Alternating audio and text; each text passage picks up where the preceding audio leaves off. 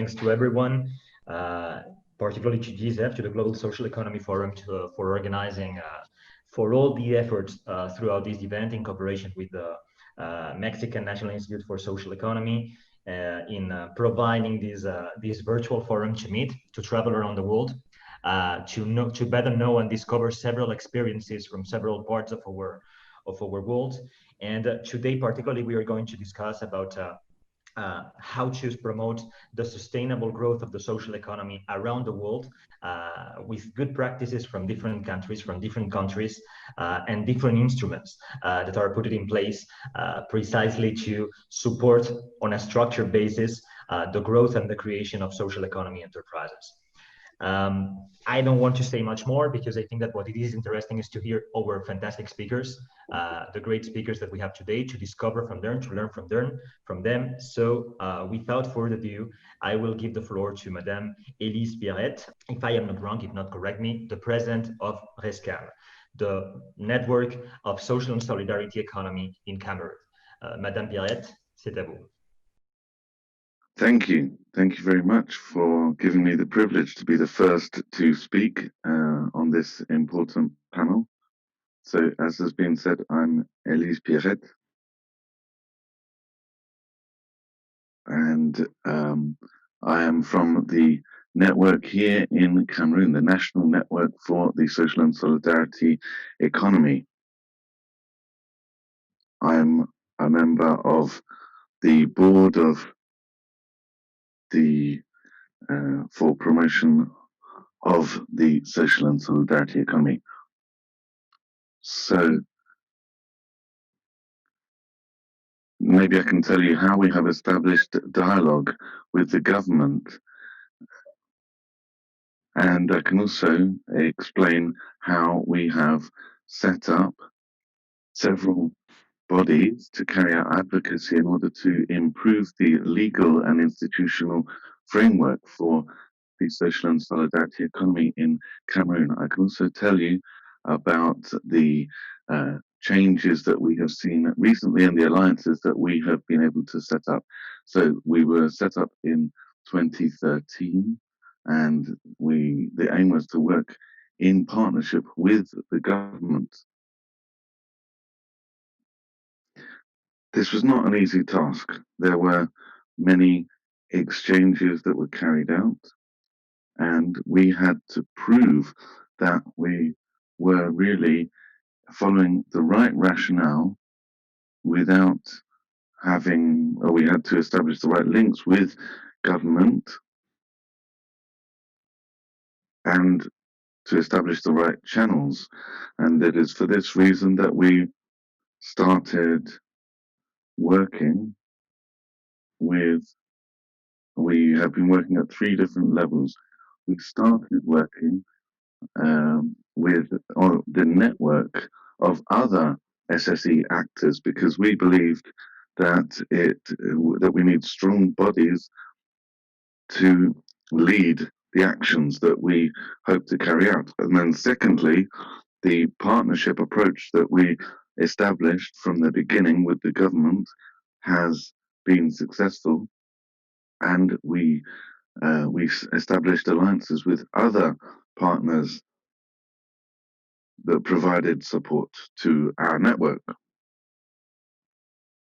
RESCAM. And so, as for the support that we received, as I was saying, that's the first stage that we started with, and we needed the tools at the beginning, and so we supported the setup of a national mutuality and national health mutuality network in Cameroon.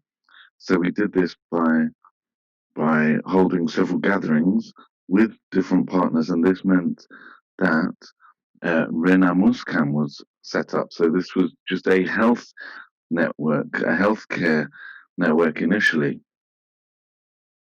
And then in 2018, this national network led to the creation of a national federation of the social union Social and Solidarity Union in Cameroon, and this means that now we have been able to take part in strengthening public policy, contributing to public policy in the area of social and solidarity economy. Above all, in terms of universal health care cover, which was one of the main objectives for us, but also it is one of the Sustainable Development Goals. Following this, we also contributed to the setting up of a network of members of parliament, an alliance of parliamentarians, members of parliament who supported SSE. It was important that we had networks of members of parliament because public policy in each of our countries needed to receive support, it needed to be strengthened, and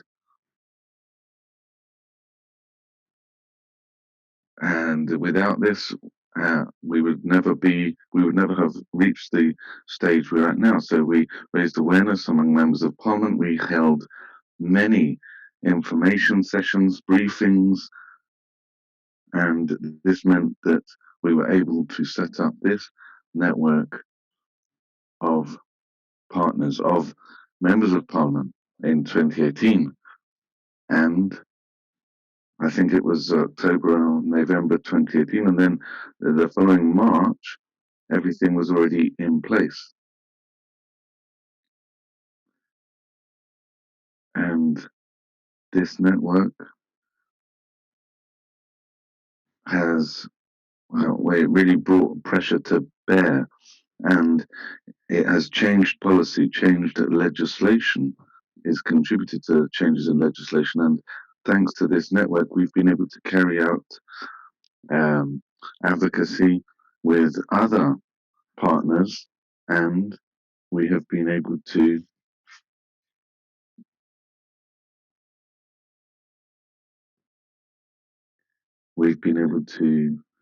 work with the France Afrique network, which has meant that we have been able to have the signing of a convention, an agreement at ministerial level, at national level.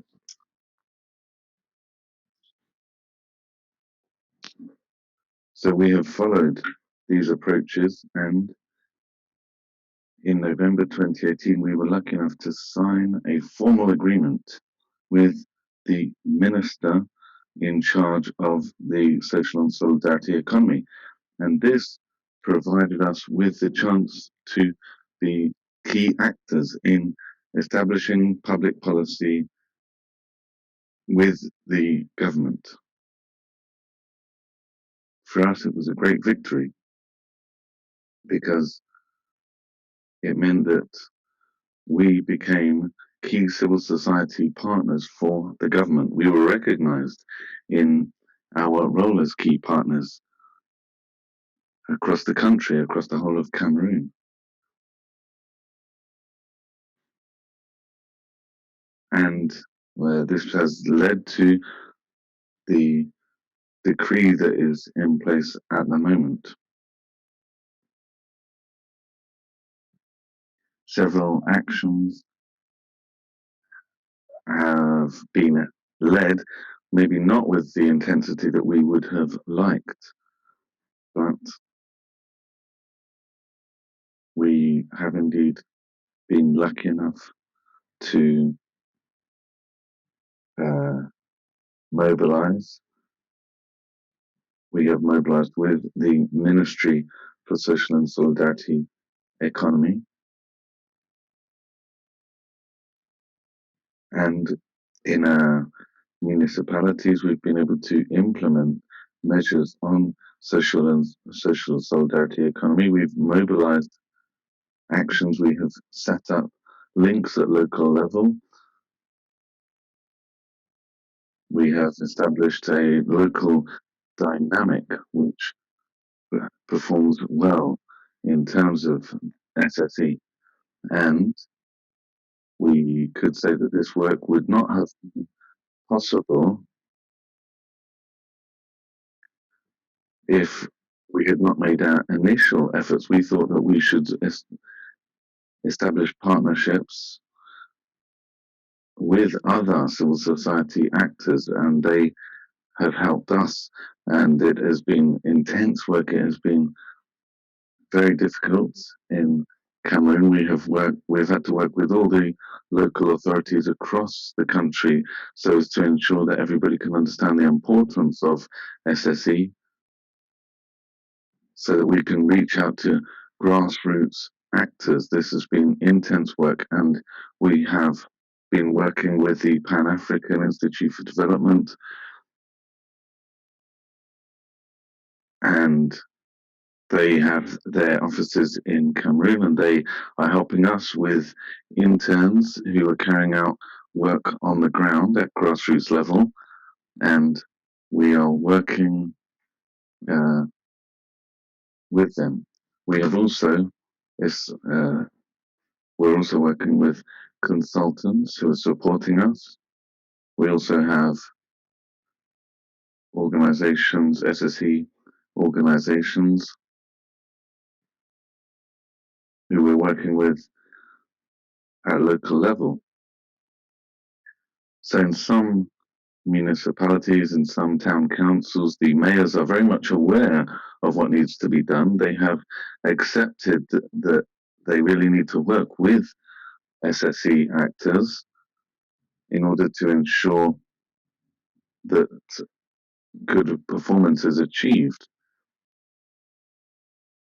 But we have been we've been using a similar approach so as to ensure that informal actors can move into the formal sector so that they can formalize the work that they carry out, and in that way they can be part of the real economy. And this has been possible only thanks to the collaboration, the alliance that we have set up with the government and also with the other uh, SSE platforms.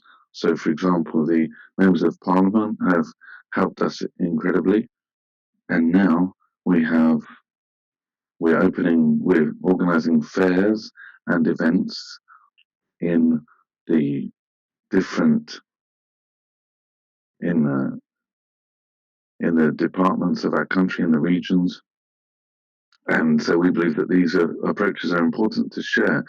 It's important to point out that it hasn't been easy, but that thanks to the partnerships with government and with other actors, we have indeed been able to make progress. Now that we have a formal agreement with the government, things are much easier. So now we have to wrap up. So, as I was saying, I was just concluding. This is an approach that I really wanted to share with all of you. Thank you very much. I didn't say at the beginning, but I should point out that, well, I maybe didn't introduce myself. I am the director of Social Economy Europe, which is a European network which brings together actors across Europe in SSE. This is a network which, well, it's important to point out that we, linking in with what we just heard, this brings together, it's a federation of several different organizations across Europe. So it's similar to the African network that we were just hearing about. We've got the Spanish network, we've got the Portuguese network, and many others. So we bring together the different national federations, and it's similar to what we were just hearing.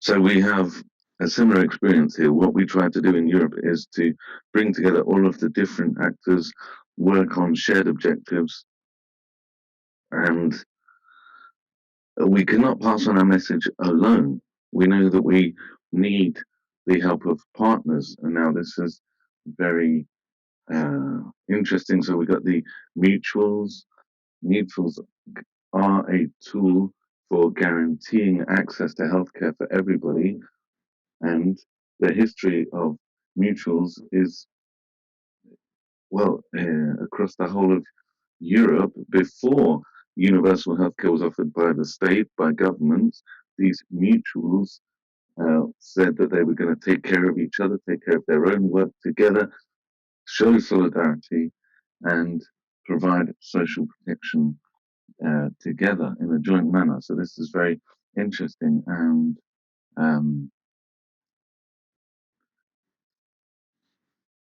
and we have an alliance of members of the European Parliament. So I can see many similarities here. I can see lots of good experiences that we can learn from. So now, as I was saying, I'm going to give the floor to the director of the regional chamber, and she is going to tell us about how we can establish alliances. So over to you, madam.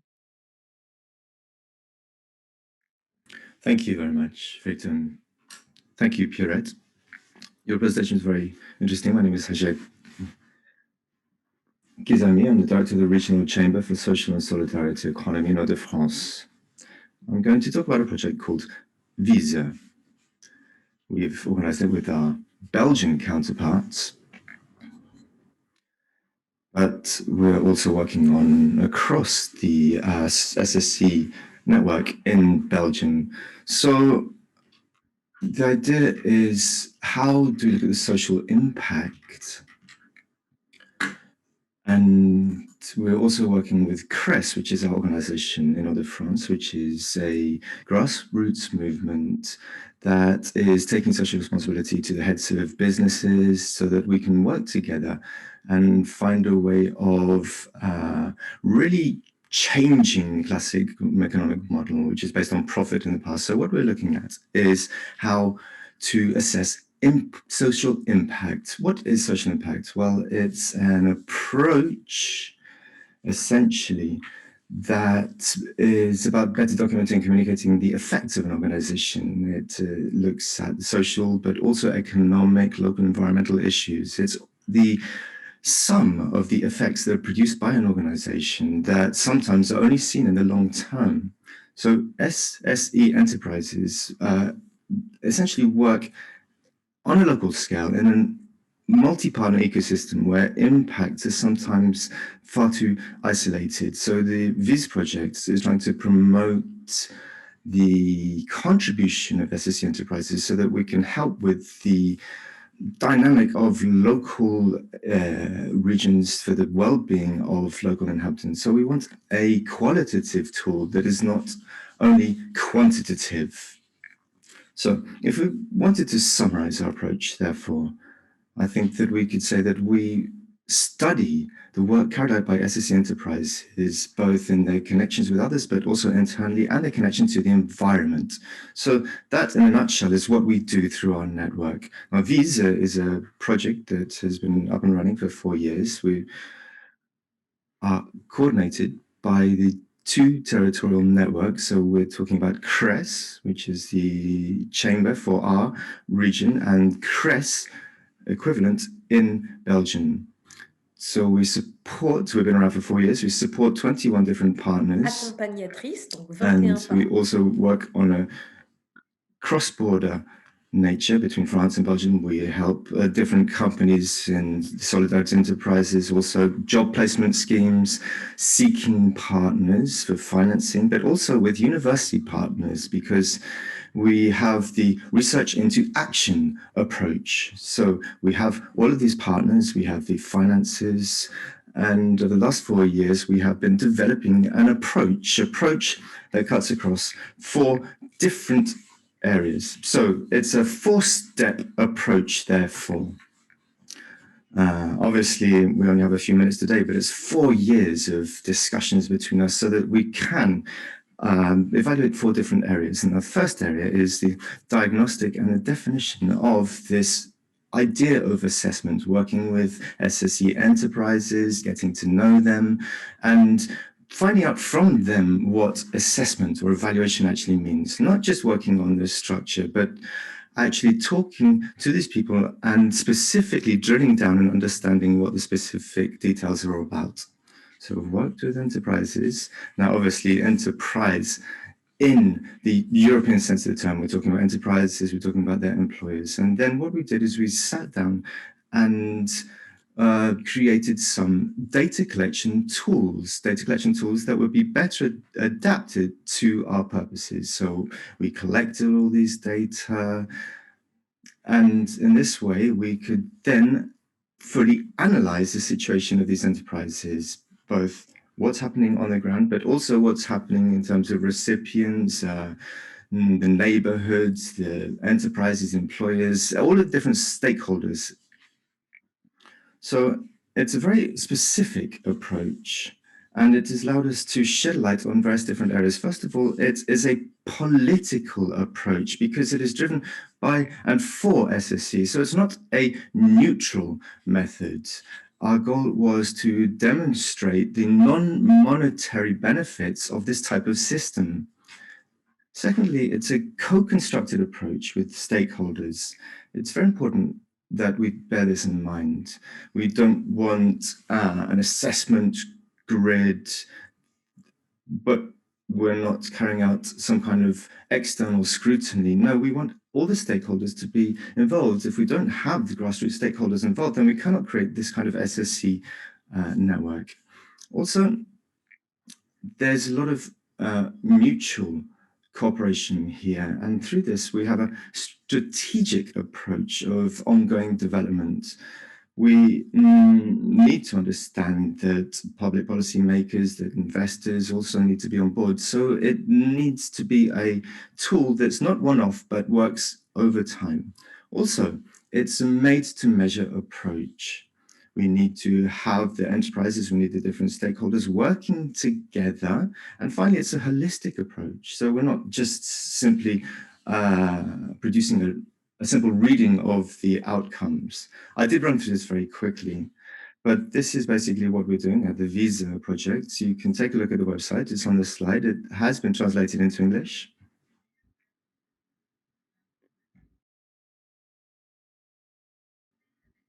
So if you want to take a look, what we've done here in France with our Belgian colleagues, we have released publications and we have the website, the www.projectviseproject.eu. So I encourage you to take a look. Thank you very much, Aja. It's a wonderful project. We are fully aware of it. In fact, Chris in France has worked alongside us. And in fact, we did work together at the forum in Bilbao a couple of years ago. And I do believe that it's very important that we can measure metrics beyond GDP, job employment figures, that we need to be able to measure the social impact of SSE. And I think that these different initiatives are very important. A lot of money's been invested, but we need to look at social inclusion, about job placement. We need to look at the equality of women, gender equality. So I think it's very important that we raise awareness amongst enterprises, but also that we talk to the policymaking mechanisms, institutions. Yes, I agree entirely. We need to assess the situation so that we can convince policymakers. We need to go beyond this and bring everybody on board. Thank you very much. Now we're going to hear from Mr. Patrice Loves. He's not actually with us, but he has sent us a video. Mr. Loves represents the SSE group of Benin, and he's going to talk about the work that they're doing in Benin in this video. Good morning, everybody. In the framework of the GCEF Forum for 2020, I'm going to present the initiative of the Benin SSE group. A presentation of the Benin SSE group.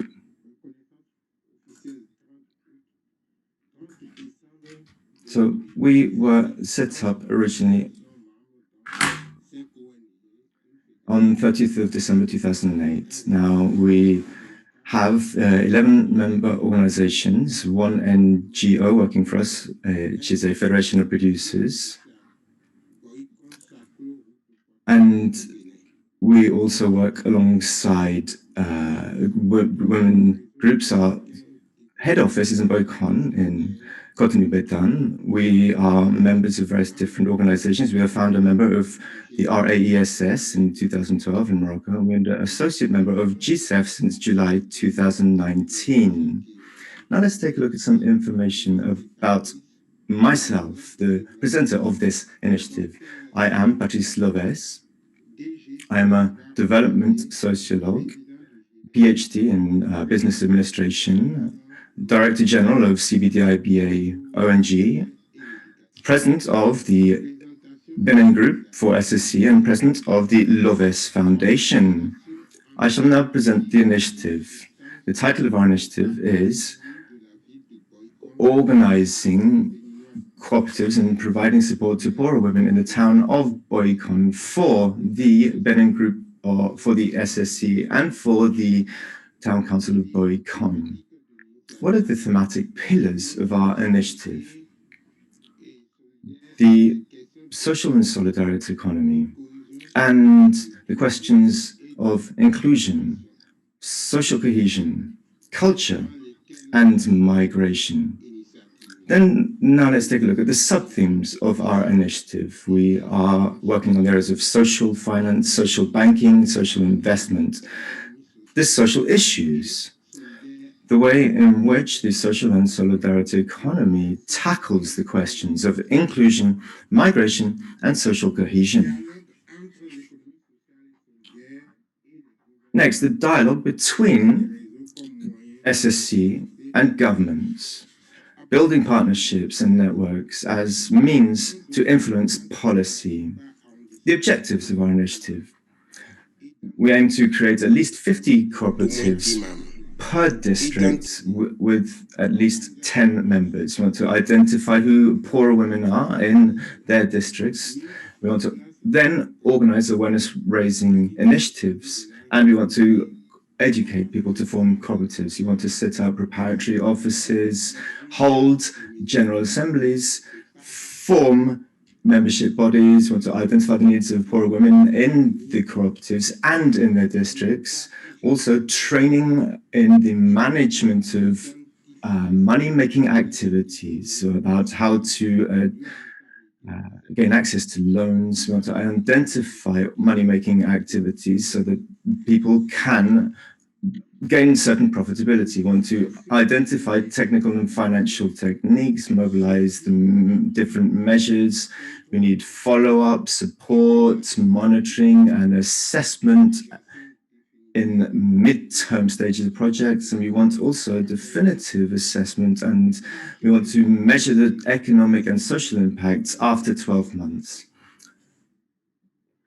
So who are our partners in the cooperation framework? Well, first we have the Town Council of Boycon. We also have the leaders of the two districts, districts 1 and 2 in Boycon.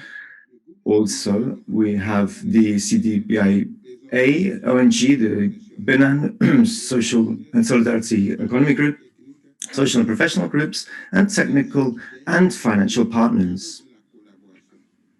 Now, let's take a look at our cooperation framework. The Benin SSE Group is going to identify poorer women in each of their districts and will provide expertise on organization and the management of cooperatives. The other group, the CBD-IBA, is going to provide the material resources so they can furnish their offices, the necessary agents so they can manage the initiative. And the Town Council of Boycon is going to provide all the financial support so that they can have access to low-interest loans. Also, we have social and professional organizations that are going to provide practical experience on the ground, technical and financial partners who will contribute to the technical and financial strengthening of the initiatives. And we are also going to work through the implementation of initiative so that the financial partners can be sought so that they can provide financial support to the functioning of this initiative. So what are the expected results? We want to have 50 cooperatives per district. We want a federation of cooperatives to be set up. The members of these cooperatives need to be well trained. We need a partnership with technical and financial partners. The necessary names need to be set up. These initiatives. We need midterm assessments as well, and a final impact study. Conclusion, therefore, in general terms, the setting up of this initiative will strengthen SSE in the town of Boycon. We're going to help poorer women become independent. We will help in the fight against poverty. We're going to contribute effectively to protecting our environment. We're going to strengthen cooperation between the Benin SSE group and local government in Boycon. This is going to lead to sustainable local development based on the town of Boycon. Long live social and solidarity economy. Long live the town of Boycon. Thank you. Thank you very much. Thank you, Patrice Leves, for that video message. And for your interesting conclusion. Long live the social solidarity economy. Long live the town of Boycon.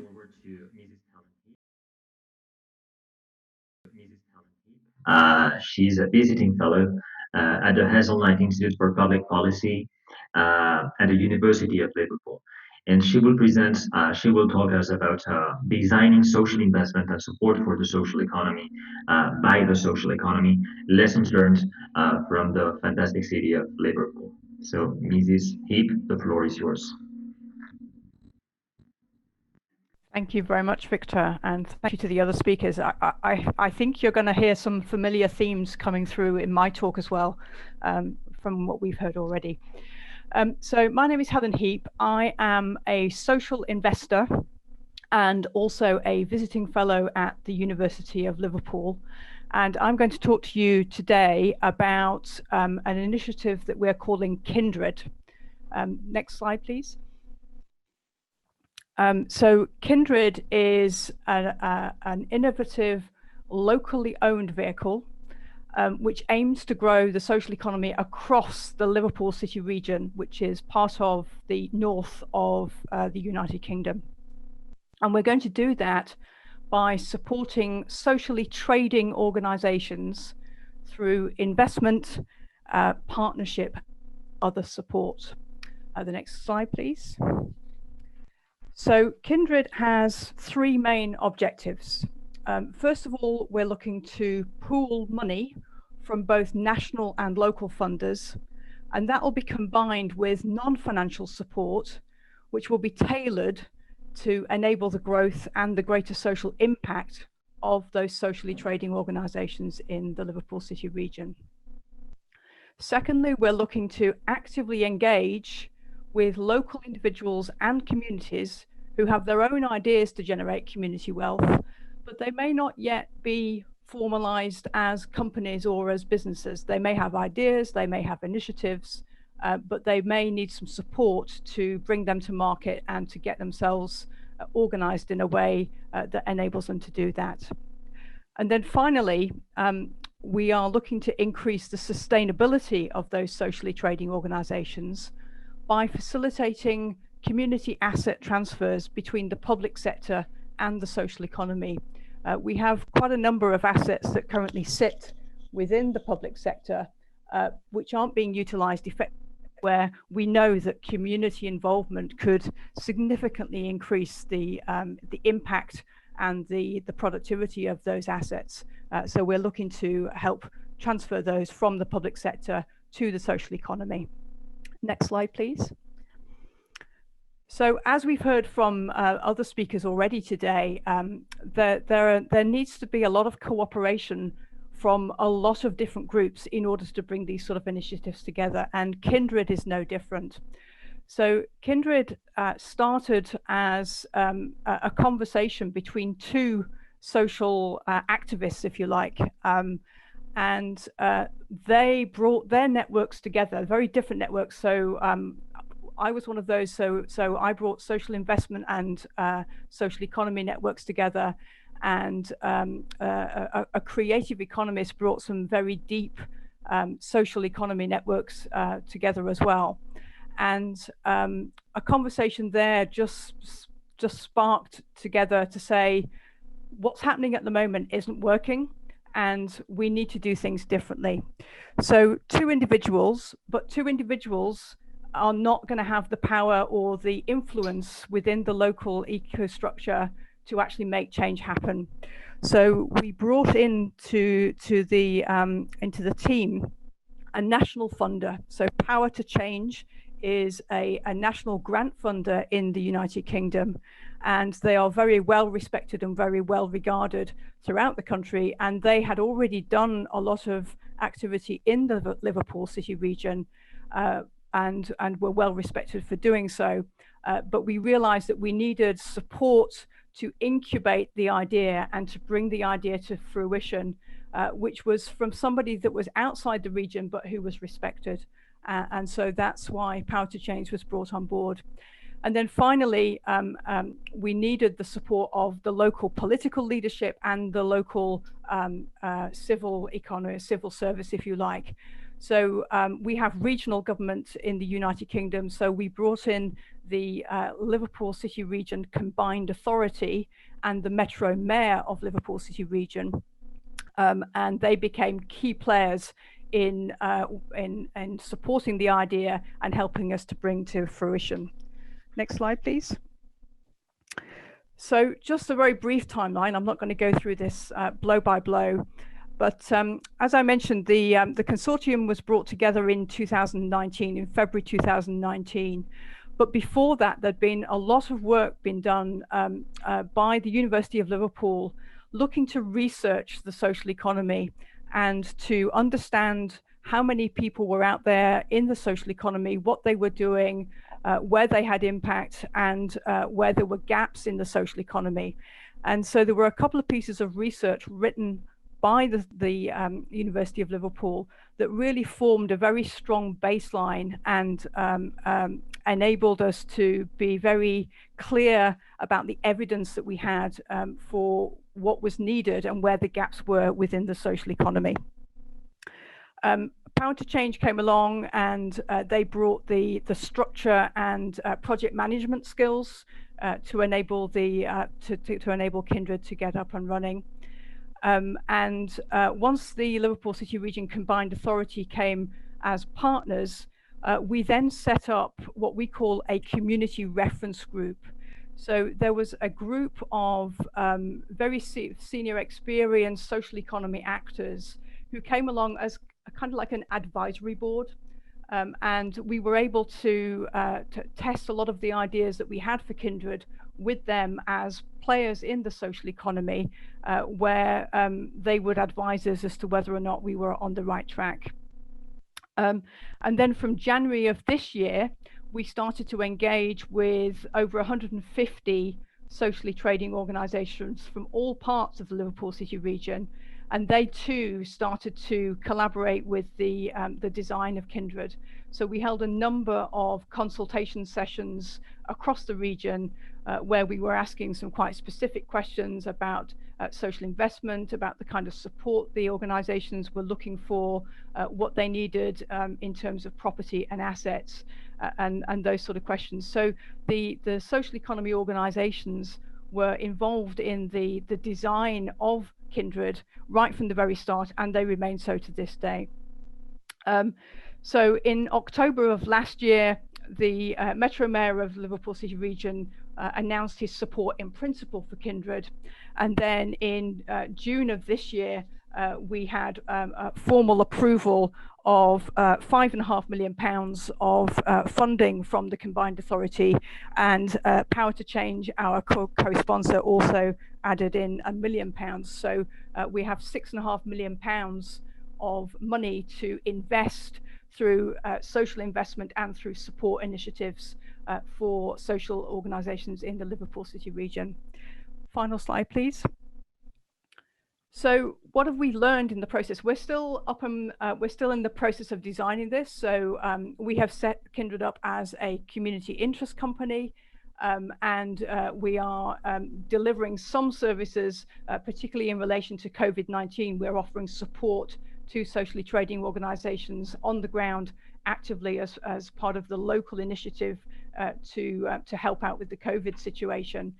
But we're not yet fully up and running in terms of the full delivery program, but we're expecting that to happen from the first quarter of next year. But we have, I think, learned some very important lessons along the way, and I'd like to share those with you now. So the first thing is the importance of having evidence and a well-researched local market. We would not have been able to convince the combined authority that we needed specific tailored resource that is different from the business support that is offered more broadly in the combined authority if we did not have the research and the evidence base that we provided. Secondly, as has also been mentioned by other speakers today, the social economy needs a credible voice and a seat around the tables for local policy making. And once we put together that research and the evidence base, that was then the key to us getting our feet around those key tables. So in the Liverpool City region, we've been instrumental in forming the local industrial strategy. And we're also participants in a number of groups that have been set up by the Metro Mayor, who are specifically designed to influence policy making, and so that now means that the social economy has a much stronger voice in the Liverpool City region than has previously been the case. You need to be a core part of the solution, and so by articulating what Kindred specifically can do and what the social economy more widely can do to help solve the more generic problems within the regional economy, that also gives us credibility and helps to build relationships with the local government and local economy, in that we're helping to solve problems for them. We're not part of a problem, we are part of a solution. Most importantly, do not accept the usual way of doing things. I think it's often said, if you do things the same way you've always done, then you'll get the results that you've always done. And we've made this point very strongly, that if you're looking for different outcomes, then you need to do things differently. And with Kindred, we're trying a number of different things in relation to the way the money is shaped, the way support is provided, and how we deliver amongst our social economy organizations. And then finally, again, has been mentioned several times already today, the importance of collaborating and co-developing solutions. Do not do things to the social economy, do things with the social economy, where the social economy are designing solutions to problems that they know better than anybody else. And that is absolutely critical. So with Kindred, we think we have a vehicle which is going to be doing some very, very interesting things throughout 2021. We are confident that we've got some innovative solutions, and we look forward to sharing some of the outcomes of those with you in GSEF 2021. So thank you very much, Victor, and I'll leave it there. Thank you very much, Helen. And indeed, I mean, I think that that the instrument that you have created at Kindred is a solution to a barrier that social economy enterprises face all over the place, which is access to funds. Very brief, but I think that is an interesting reflection. Social economy is contributing to many of the objectives, for instance, right now, for the recovery of our societies and economies. We contribute to safe jobs and enterprises through workers' buyouts. We promote community development through collective entrepreneurship, which is much more resilient and much more egalitarian than individual entrepreneurship, which is not bad, but is by nature less resilient. Individually, we are atomized, we are less powerful. We are a driver of the green transition through renewable energies, but also through the circular economy. We provide social protection for a non-for-profit or limited profitability perspective, obsessed with the service, obsessed with giving a good service to the communities in which we operate and that we serve, etc., etc. However, the reality is that, for instance, in the framework of the Juncker Plan of the European Fund for Strategic Investments that the European Commission had in the last mandate, we are just 2% of the total investment. So we represent 10% of the GDP almost, but we are only 2%, not of the total investment, 2% of the projects that were funded, less in terms of real investment. So there is a huge barrier, and one of the reasons for this barrier is the size of our enterprises. And that's why we need intermediaries and we need organizations like Kindred. For instance, Italy, they have a mutualistic fund of the social economy. And any time that a social economy company closes, the social capital of this enterprise goes to the mutualistic fund to create new companies. This is a very interesting, for instance, legislative experience, etc., etc. So I totally agree. Our way is different. Our way of creating things is in a mutualistic, cooperative way. That's how we do things. And because of our size, and we are part of the solutions to we are definitely at the center to build back better our societies. But for many reasons, we are excluded from very big recovery and investment instruments. And that's a problem that we need to solve through intermediaries, through collaboration with intermediaries, as the one that was just presented by Helen. So thanks a lot. Thanks a lot for this experience. Et maintenant, on va donner la parole à Madame Kadi Samba. Next, we'll be hearing from Madame Kadi Samba. She's the Director for Supervision of SSE for the Senegalese Ministry for Microfinance and SSE.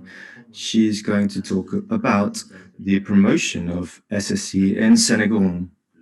Madame Samba, all yours. Thank you.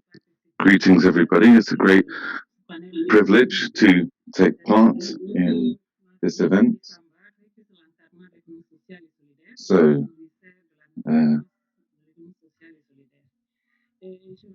I am the director of our network of SSE. So I can tell you a bit about the objectives, and I can give you an overview of the situation of SSE in Senegal.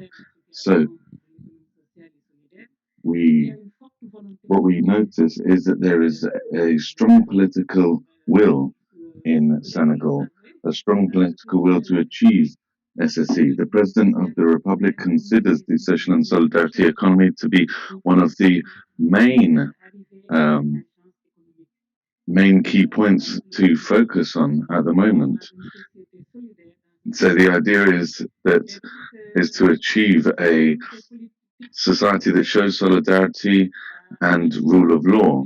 So we have strong support from the highest level. We have a ministry that has been set up in charge of SSE, and they have defined a national strategy for SSE, and so we can really see that things are operational on the ground. We have a national strategy, and we are also sharing reflections on a draft law to guide SSE. Another key point is that we have many members joining us. We have lots of people joining the movement. There are many different actors who are leading actions to promote development, to promote SSE. I can give you just a few examples. So in November 2019, we organized a fair on SSE, bringing together many different stakeholders, and it was an opportunity for strong mobilization among all of the actors in the sector. And so this is one of the first activities, and it really shows the commitment. It shows that it shows the great commitment and dedication of many actors in coming together, in joining forces.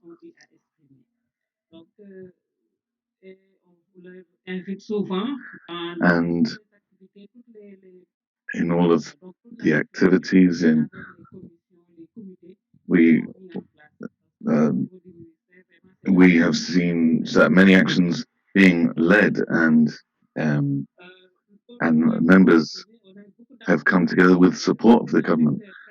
So this is a sector which is not very well, or which was not very well organized, which was unknown at the beginning, but so much hard work has been done, and financing and budgets have been now put together. We have a financing line, a budget line, which is decentralized financing.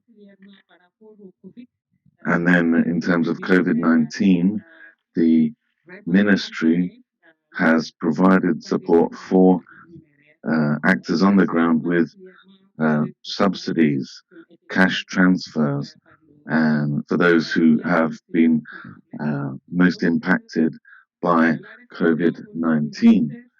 So in the ministry, if we can move on to, or if we have to move on to the next point, we can see that we have looked at how to promote correctly SSE in Senegal, and we looked with the ministry at what needed to be done. So we did a stock taking exercise looking at national statistics. We looked at the weight that SSE can have in the economy, and we wanted to have reference points. So that's why we have this ANSD exercise, which is referencing stock taking exercise. So once we did that, we tried to look at the degree to which SSE actors are contributing to society. We also saw that we looked at the diversity of different actors, so such great variety, and different institutions and different ministries are in touch with the grassroots actors. But we wanted to actually understand how all of this worked. We wanted to gain an overview, understand what strategy we could implement so as to ensure that SSE could be as could make the best contribution possible. Once we had clearly taken stock, we needed to bring in a regulatory framework. And so we started to work on a law to guide SSE. And so this really allowed us to understand the limits, understand the horizons that we could reach. We looked at how we can come together to develop this sector. And this law sought to provide responses. One other issue was that we had to understand who the actors really were. So we had to do a census. We had to do a census, as it were, and to understand who everybody was really, and the ways in which they were working. It was so scattered. The sector was so spread over several different areas, several different areas of production. So just in terms of livestock, we have so many different actors, many different associations, lots of different networks of farmers, producers, breeders of livestock. And so we had to understand all of this. And then we really needed someone to approach, an interlocutor to speak to, so that we could pass on our concerns. And so we try to ensure that dialogue could be as relevant as possible. Then another element is that we try to carry out a mapping exercise of the different actors to understand who is doing what, where they're doing it, and how. they're doing it. So this was our census exercise to map out the different actors. And then the ministry is now in a reflection phase, looking at how mechanisms can be brought in. And one of these first mechanisms that is being considered is support for actors. So we need a community dynamic for the economy. We need to reach down to the lowest levels, to the grassroots. And another unique aspect of Senegal and other underdeveloped countries is the heavy role played by the informal sector. This is a niche of actors within society, and they need support. The informal economy needs support so that we can ensure that these informal actors within the economy can formalize the work that they do, and in this way they can contribute to development on the whole for the entire country. But this can only be done with the support of local governments and local authorities. We need the state, we need local government to provide support for this, and we need the correct structure.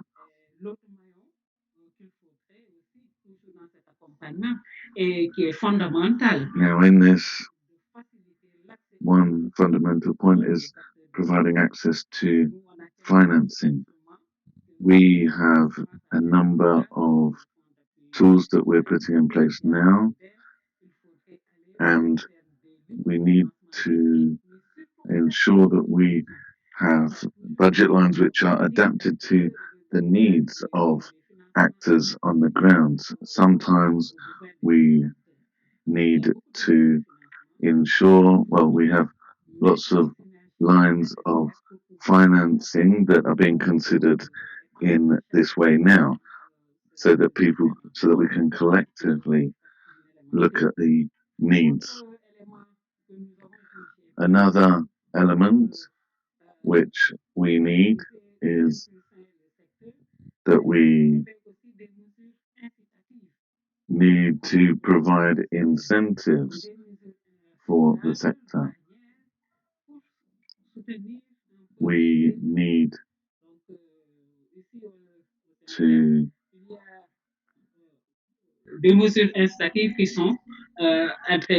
so we need to ensure that we come together with the different cooperatives. We need to ensure that the initiatives are more widespread. We need a law we need legal instruments to support social and solidarity actors, and we need to encourage the right framework.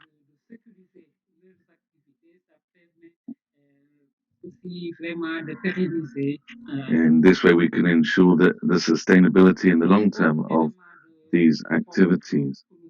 Another element is to encourage the right participation, private participation. And so what does this mean? This means individuals should come together and should provide the right financing. And so this is the case of several foundations. So we have to ensure that private individuals, private actors are working correctly, and in this way we can provide the right framework. We can channel the efforts in the right direction.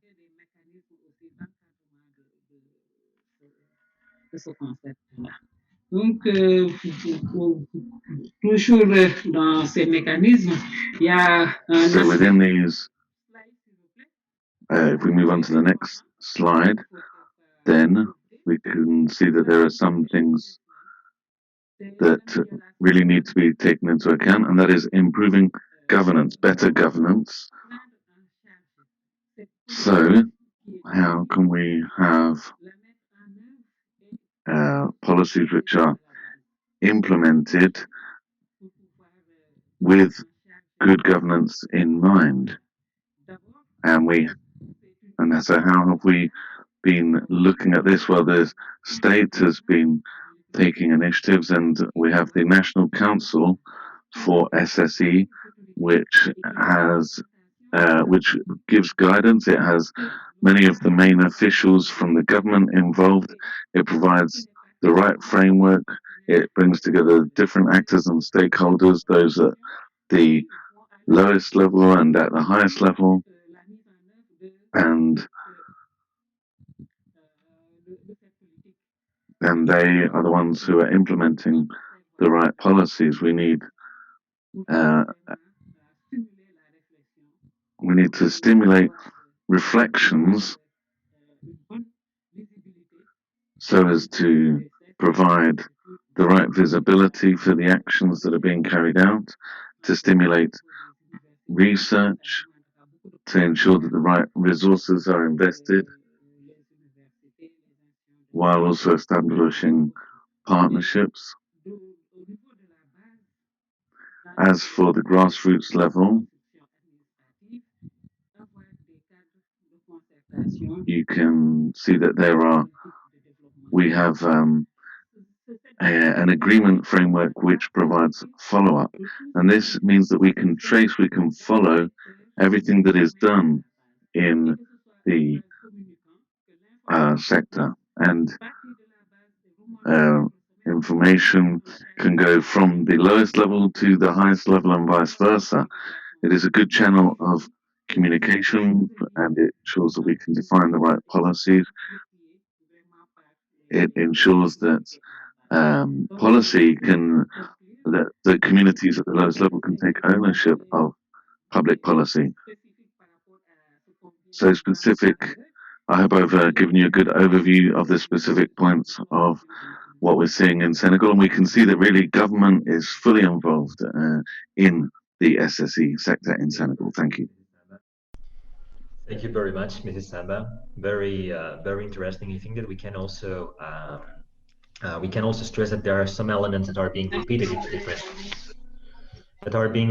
different interventions. The need of financial and non-financial support of capacity building for the social economy, the need of federating, which has been present in all the speeches of federate to make our voices heard, to be united in diversity of legal forms, union of values, people before profit, participation, democracy, and reinvestment of most profits. And then also the need to measure the economic and the social contribution of the social economy. So elements that have been present in all the interventions till now. And precisely now, we will move to our last speaker of the day, which is Mrs. Astrid Kaak, Senior Policy Advisor on International Affairs at the province of Non-Brabant in the Netherlands, that will present to us, sorry for my pronunciation, my Dutch pronunciation, I live in Brussels, but my Dutch is terrible, the Brabant Outcomes Round. So Astrid, the floor is yours. Thank you. Thanks a lot. And thanks a lot for having me on this very interesting session. And I would like to tell you more about the Brabant Outcomes Fund. And as was just said, I will also touch some elements that were already discussed before, but I think repetition is not a problem. So next slide, please. This is a story in a session about good practices, and I will tell you the positive things about the practice that I'm dealing with, the Brabant Outcomes Fund, but I will also mention a little bit the negative side or the downside or the things that were not going as expected, because I think that is also important to talk about. And the Brabant Outcomes Fund, or the BOF as we call it, was set up because I as a regional policy advisor, I realized that social economy, social enterprises, social initiatives have a very good way of showing examples of how to find solutions for our societal challenges. And I had a lot of conversations with them and to better understand what kind of challenges they have to scale their impact, because we need more impact of them to solve our challenges in society. And actually they tell me, also I did research, that most of the time the challenges that they face are connecting with the system that we as a regional government build. So I was actually happy to hear that, because when we are part of the problem, we can also be part of the solution. So they mentioned things like we need capital to scale, but the capital that we need is a little bit scattered between the public and the private sector. We want you to look more broad, not only at financial gains, but of course also at social and ecological impact that we create. And also a very huge challenge, of course, is the silos that we work in, not only within the government, but also the silos between between public and private sector. So next slide, please. I was thinking we have to build a kind of methodology to force public and private sector to work together and to really cooperate and understand each other better. And I came across the social impact bonds and was really amazed by that kind of methodology, where I don't know if you know it, where we have investors, private investors upfront who invest in social enterprises. And by the time these social enterprises create impact or results as was discussed before the investment, then the government will pay back the money to the private investor. And to do it like this, you really share risks and benefits between public and private sector, and you can really steer towards societal impact. But I was also a little bit confused about the fact that most of these social impact bonds are only paying for financial savings. That means that there is not really a big focus on societal impact. So I thought, can we tweak it a little bit to make it more focusing on societal impact and therefore pay also for that impact? And one of the things that we also did, and I heard it before in the presentations of you, that we give also a loud voice to the beneficiaries of these enterprises to better understand what do they really like about the impact that these social enterprises create. And for us as a regional government, that is very innovative, because we normally think, okay, here is the money, go do your things, good luck. We just hope that everything will turn out well. But we never really talk to the citizens to understand better the impact of the things that we do. And another thing that we really focused on was the implementations of the learning inside the organization. Because what you see in regular social impact bonds is that intermediaries are hired to set up this kind of bonds, but by the time these intermediaries are going to another project, all the knowledge and the learnings are disappearing.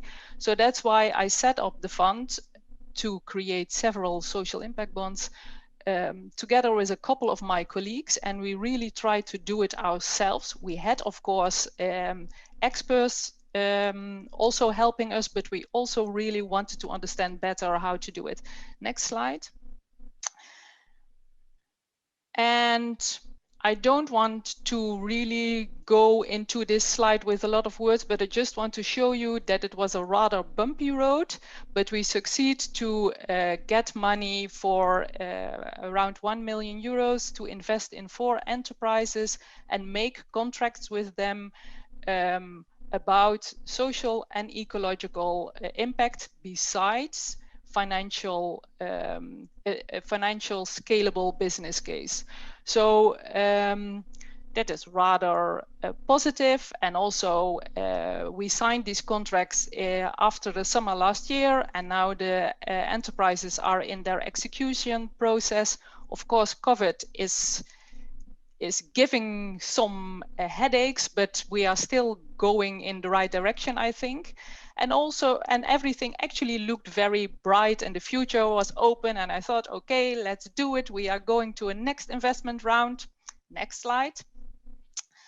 And so that, and then they also give me the permission to do a next investment round, to set it up. But the political situation in my region completely changed. New politicians were sitting in the coalition, and where my former politicians were really focusing on social, on the social side, and really looking at trying to create new ways of financing, and they really understand what is impact and how to steer as a region. The new politicians are more looking at how can we use our money effective, how can we really grow enterprises, and enterprises in a broad sense, and they use words like, okay, we have to make sure that all the citizens are happy, but it is not mainly the task of the regional government, it's more the task for the local governments. And this gives me a lot of challenges, because I need to tweak my story also of the Brabant Outcomes Fund in order for them to understand it more better. And there was one thing that I was happy with this new coalition, because I am convinced that if we look only at the social enterprises, we cannot solve our societal challenges. We need also the involvement of the more regular businesses. They need to understand better how to work more social and more sustainable, more create more ecological impact. So I thought, if I can set up the fund in a more entrepreneurial way, and more in a way that also traditional investors would understand it, like banks and pension funds, because also we need that money. We need more money. We need also the more traditional investors to participate in this kind of instruments. So next slide, please. And therefore, I set up a mix of funding possibilities, loans and equity, and work capital. And work capital works, like I just described, like a social impact bond. So you pay for results as a government. But the loans and equity also have an outcome, are outcomes based, because you can only get loans or equity once you can prove that with the money you improve, you create more positive impact on social and ecological topics. And it can be inside your business. Maybe you improve the way you work as a business to be more sustainable, to be more green, or it can be that you create more positive impact in society. And what I see is that the more traditional investors are really interested in this, because also they see, especially after COVID, that they need to invest in a different way. So far, so good. I am working on this, setting it up. It is not yet agreed upon in my organization, and that is also the downside of it, because I realized that this is so new, and the politicians are also so new, that they don't really understand what we are doing over here and how they can play a role. So maybe next slide, I think that will help. The downside is that I find myself fighting the system of my own organization to make them understand why we have to implement the Brabant Outcomes Fund in the organization. And it cost me a lot of energy and frustration. And while outside all the the collaborators are enthusiastic and they want to do it. Inside my organization, there is a lot of reluctance. And next slide. And no previous one. No, it doesn't matter. And it is all about things like we still didn't break down the silos in our organization. It's very, very difficult. But I don't give up. I just continue. But I also thought, and that is a lesson learned. Next slide.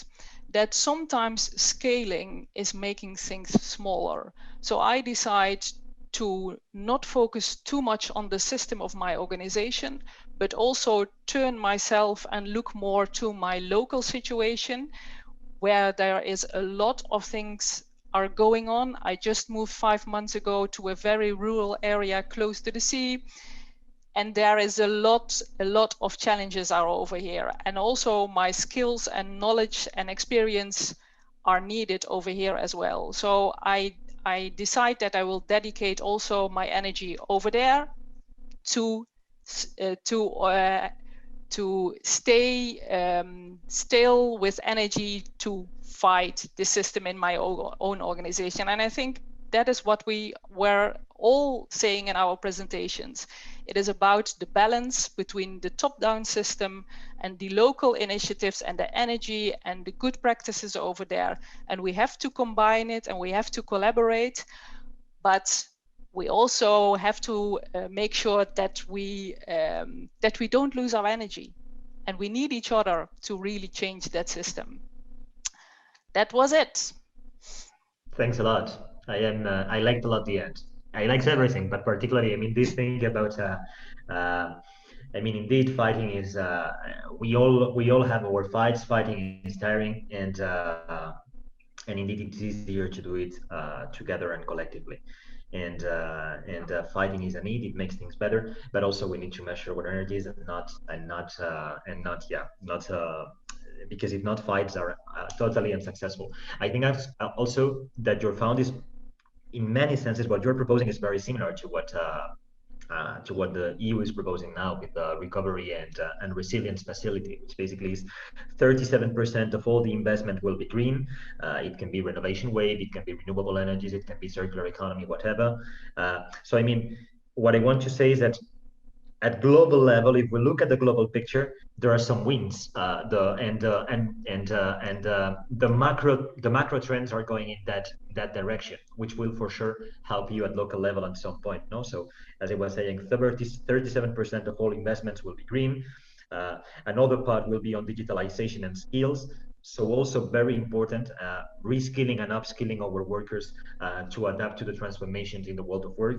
And the third big pillar will be the welfare, reinforcing our welfare systems, our social protection, our well-being. So very much in the same line.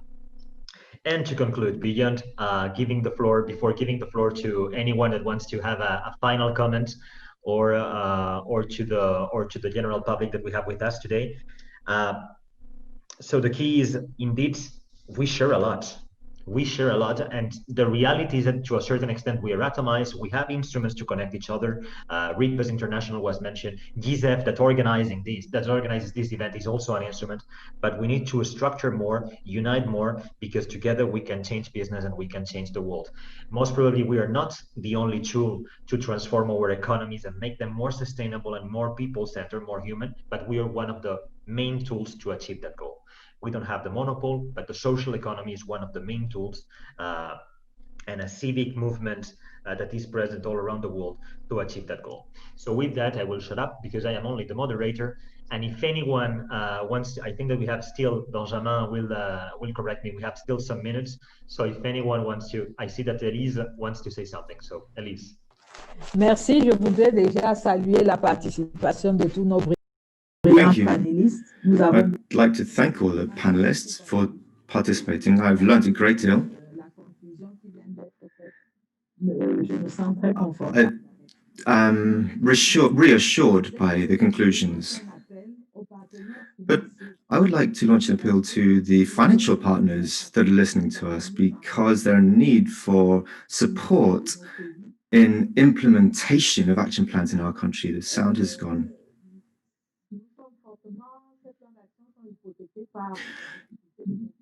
These action plans are handicapped by the lack of resources nationwide, particularly in the context of the COVID-19 crisis,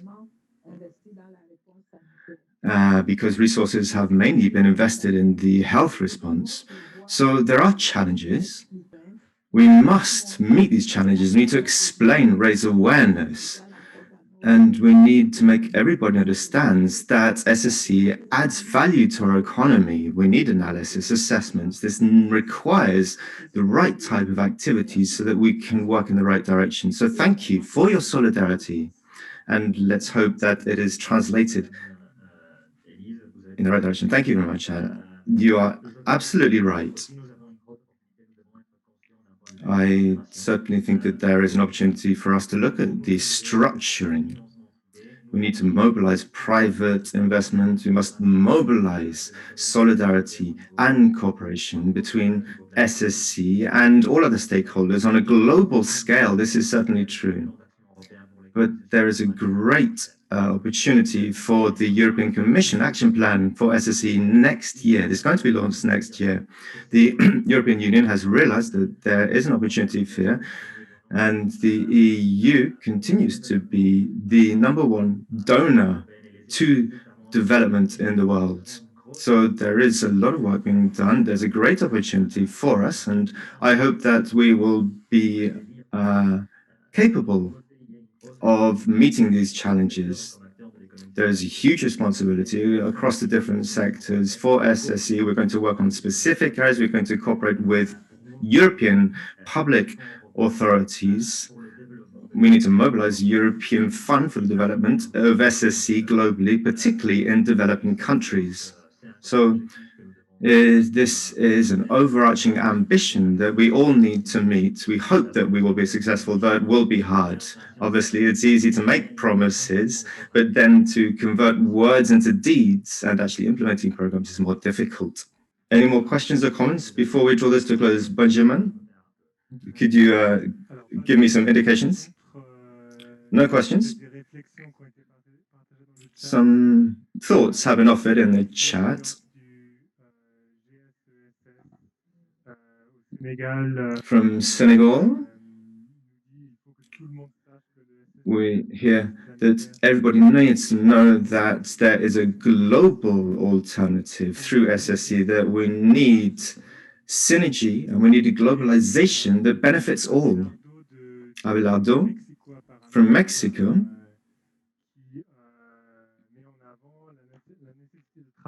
has spoken about the need to work as a team and to jointly direct our efforts towards creating laws for SSE and to work together effectively. This would enable us to better manage potential or future epidemics, for example.